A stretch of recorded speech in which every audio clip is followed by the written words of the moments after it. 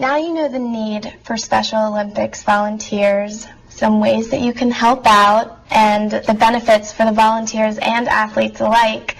So now I'd like to ask you to take the step of getting involved with the Special Olympics. If you want more information, you can check out the website for the Special Olympics or visit the local headquarters located on Monona Drive here in Madison. I also have brochures with contact information that I'll be handing out after the speech. I know that you may not have a lot of time available right now, but you can volunteer for the time that fits your schedule. The most important thing is to get involved in some capacity for whatever amount of time that you can manage.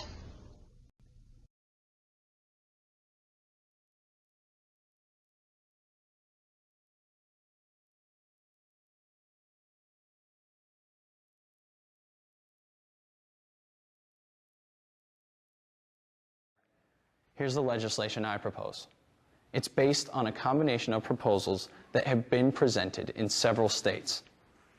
All dog breeders who produce more than 30 puppies a year should be required to register with their state's Department of Agriculture, which would inspect dog breeding facilities just as the health department inspects restaurants. Breeders with dogs in substandard conditions would be dealt with accordingly. A first offense would result in a fine of $3,000. A second offense would result in a fine of $5,000, and a third offense would result in a fine of $10,000 and 90 days in jail, plus permanent loss of the breeder's license in every state of the union. But legislation alone won't do the job. You and I also have a part to play. We have to take the profit out of puppy mills by making sure we don't purchase dogs produced by puppy mills. We can do this by following guidelines laid out by the Humane Society. First, consider adopting a dog from a trusted animal shelter instead of buying a new dog. The animal shelter will make sure the dog is free of physical and behavioral problems. Second, if you decide to buy a new dog, visit the breeder's premises. If the breeder refuses to let you see the premises or wants you to meet somewhere else, don't buy from that breeder. Third, don't buy a dog from a pet store. The Humane Society has found that most dogs in pet stores actually come from puppy mills. And fourth, don't be fooled by advertising. Just because an ad promises that a dog has been, quote, family raised or has a health certificate doesn't mean it's true. This is especially important when it comes to the internet, where there's no way to verify the health of a dog or the trustworthiness of a breeder.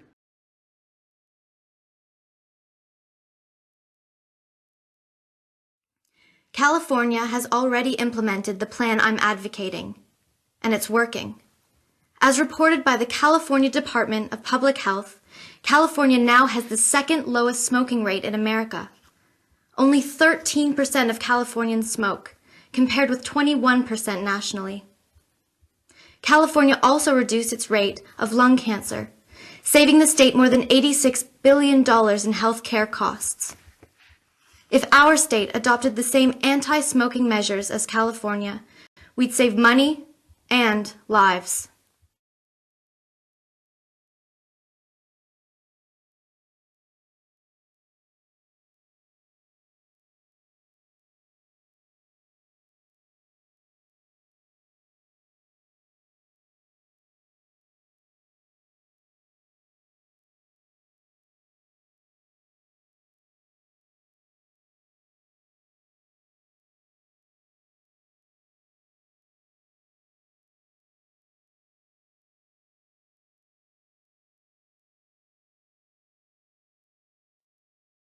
Now that we have a sense of the seriousness of childhood obesity, let's look at the causes of the problem.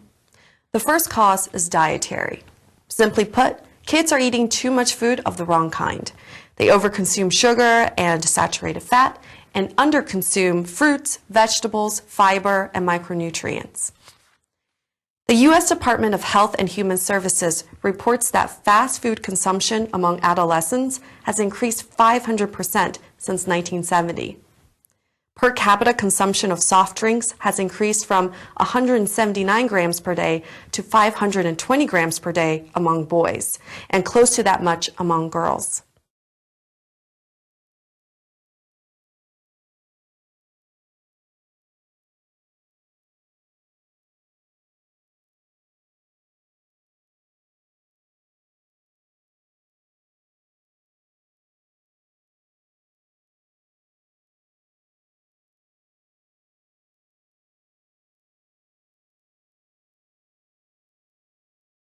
It's your constant companion. It's in your pocket, in your bag, in your hands, or against your head. You use it at home, in class, at the gym, before you go to sleep at night, and first thing when you wake up in the morning. I'm talking, of course, about your cell phone. According to my class survey, everyone in this room has a cell phone, and all of us use it dozens of times every day. But what if your constant companion is dangerous? What if it's hazardous to your health? Evidence is piling up that long-term use of cell phones can lead to tissue damage, tumors, and even brain cancer. Given that there are well over 4 billion people worldwide using cell phones, we're looking at a problem of potentially staggering magnitude.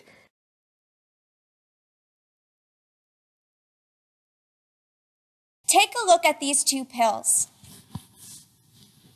Do you notice a difference between them? How about these two? Do you see a difference here? How about these? To the naked eye, these pills are indistinguishable.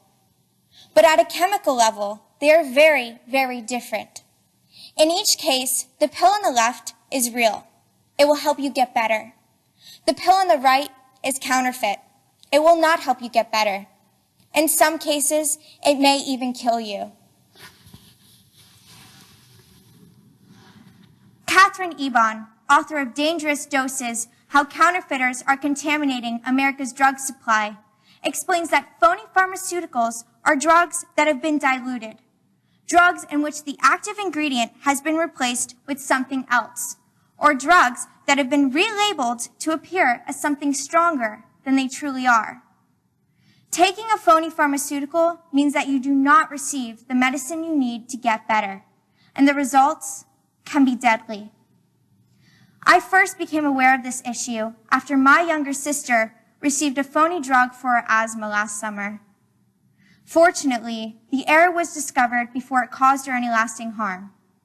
But I've been concerned about the issue ever since, and I did a great deal of research on it for this speech. As a result, I'm convinced that we need to take action now to combat the problem of phony pharmaceuticals. Later in my speech, I'll share with you my plan for curbing the spread of these dangerous drugs. Let's start by taking a look at the problem. Phony pharmaceuticals are dangerous because of the health risks they pose. According to Graham Jackson, editor of the International Journal of Clinical Practice, counterfeit drugs include ingredients such as boric acid, leaded road paint, floor polish, shoe polish, talcum powder, and cement powder. But that's not all. There's also brick dust, chalk, nickel, and arsenic. Ingesting too much boric acid or floor polish can make you sick. Leaded road paint and arsenic can kill you. In one highly publicized case, 81 people in the United States died in 2008 because they took a counterfeit version of the blood thinner heparin. As reported by CNN, the phony heparin was originally manufactured outside the United States using a cheap sulfate that proved deadly. After slipping past all regulatory checks, it ended up in the United States with tragic results. The U.S. government's Bureau of International Information Programs estimates that 700,000 people around the world will die this year from phony pharmaceuticals. Almost 3 times the number of people who live here in Madison. In fact, Roger Bate of the American Enterprise Institute reports that trafficking in counterfeit drugs has become one of the world's fastest growing criminal enterprises. Phony pharmaceuticals are so widespread that they have become big business. The FDA estimates that they will bring in close to $75 billion in revenue this year alone, up from $40 billion only a few years ago. Tom Kubik, head of the Pharmaceutical Security Institute, told USA Today in September 2010 that criminals can make more money in counterfeit drugs than they can in heroin. Given the rewards of the counterfeit drug trade, the problem will only get worse in the coming years unless we take steps to bring it under control. The solution I propose is similar to House Resolution 2726, which is under consideration by the U.S. Congress. There are 4 steps to the solution. First, criminal penalties for drug counterfeiters should be increased from 3 years in prison, which is the current limit, to no limit at all. If a drug peddler kills someone with phony pharmaceuticals, the punishment should fit the crime. Second, the Food and Drug Administration should have the authority to recall prescription drugs. Right now, the FDA can encourage drug manufacturers to issue a recall, but it has no power to issue a recall on its own. To get phony pharmaceuticals off the street, recall authority needs to rest with a central agency that will act quickly and uniformly. Third, the FDA should be given the resources for spot checking the chemical makeup of prescription medication. We have health inspectors for food. Why not have inspectors for prescription drugs? Fourth, legitimate drug manufacturers should be required to implement track and trace technology. As explained in the New York Times, this technology stamps each bottle and pill with a unique code tied to a secure, centralized database. The code allows pharmacies and distributors to determine whether drugs are legitimate or phony, plus the route the drugs took to get to store shelves. Representative Steve Israel of New York, sponsor of House Resolution 2726, says this bill will ensure that the domestic drug supply chain is secure for every American. It will crack down on counterfeiting and increase the penalties for the outlaws who are compromising our health. The time has come for Congress to pass this vital legislation. In conclusion, phony pharmaceuticals are pervasive and dangerous. By implementing the solution I have outlined, we will be able to control this public health menace. You have the right to know that the medication you're taking is real. You have the right to know that your next trip to the drugstore will be a safe one. And you have the right to know that what you see is what you get.